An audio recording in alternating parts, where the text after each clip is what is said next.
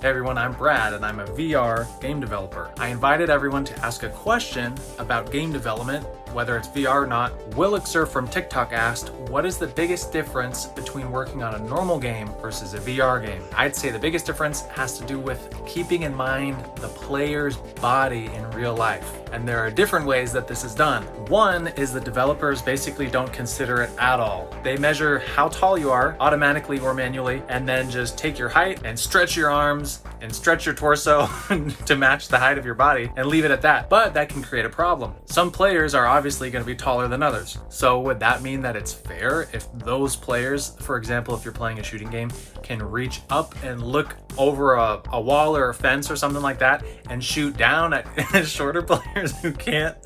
Doesn't really seem very fair to me. Or what about players with longer arms who get in a knife fight with players with shorter arms?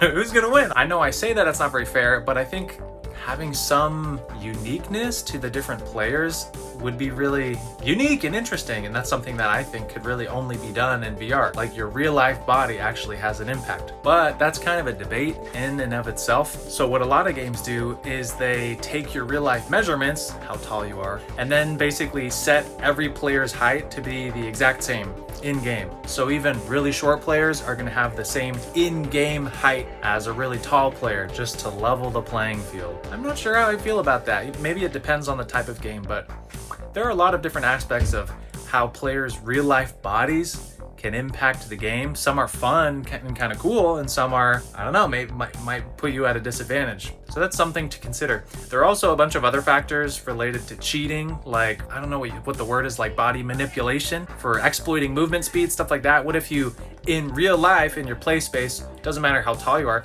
but what if you're walking forward in real life, and then also on the thumbstick, you're pushing forward?